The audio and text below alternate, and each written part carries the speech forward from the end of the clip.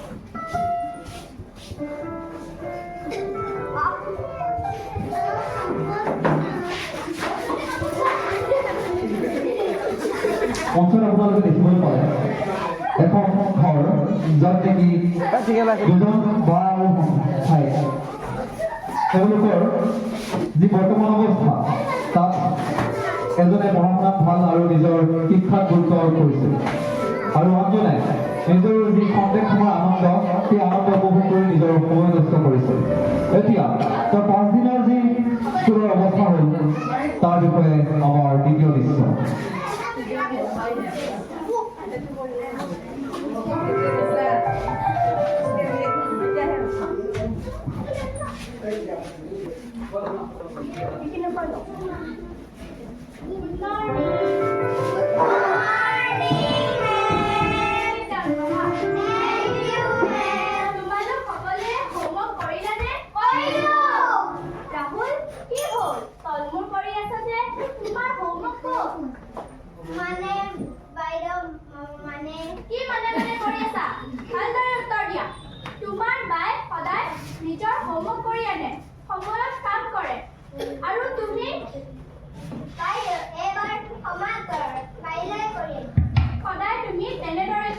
কিন্তু এদিনৰ সময়ৰ কাম সময়ত কৰি নানা পাছত লোকৰ ঘৰত কাম কৰিব লগা হ'ব।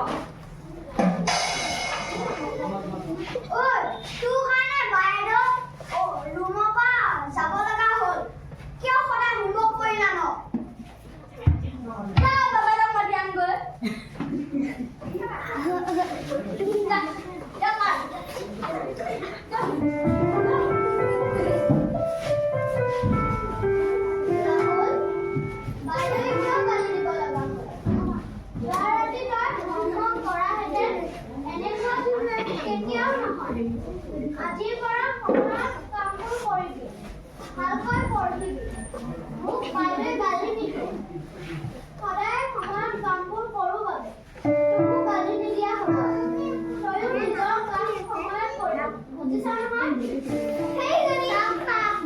খালি উস্তাদি মাৰে। যা যা ইয়াৰ পৰা, মই খেলিব যাওঁ।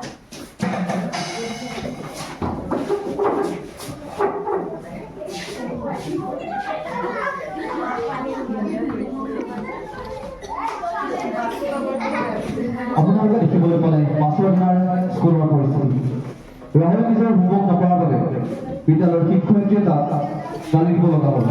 তাৰ বাইকে সুন্দৰভাৱে তাক বুজনি দিছে, কিন্তু সেই বুজনিৰ পৰা সি কোনো ধৰণৰ জ্ঞান আহৰণ কৰা নাই। বৰঞ্চ সি বাইকক ভেগাহি মাৰি কথা উত্তৰ দিছে আৰু নিজৰ বন্ধুবোৰৰ লগত খেলিবলৈ গুচি গৈছে। এইদৰে যদি তাৰ সময়বোৰ পাৰ হয় তেন্তে তাৰ আগন্তুক জীৱন কি ধৰণৰ হ'ব সেয়া আমি যি মনে বাহে দুপাততে চিন সকলৰ পৰাই বুজিব পাৰোঁ।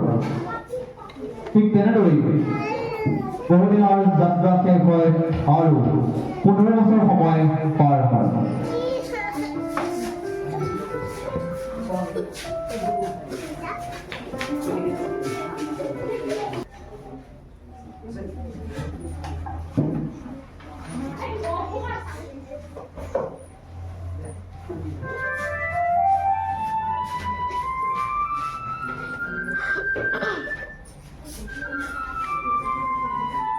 প্ৰিয়ংকাৰ নিষ্ঠা একাগ্ৰতা আৰু পঢ়াৰ প্ৰতি থকা যোগাত্মক সঁহাৰি কৰে এতিয়া তাই এগৰাকী সুনাগৰিক আৰু এগৰাকী শিক্ষয়িত্ৰী যি সমাজৰ দিশত সুন্দৰভাৱে আগবাঢ়িছে আৰু সমাজ সংস্কাৰত সহযোগিতা আগবঢ়াইছে আৰু আনদিশে ৰাহুল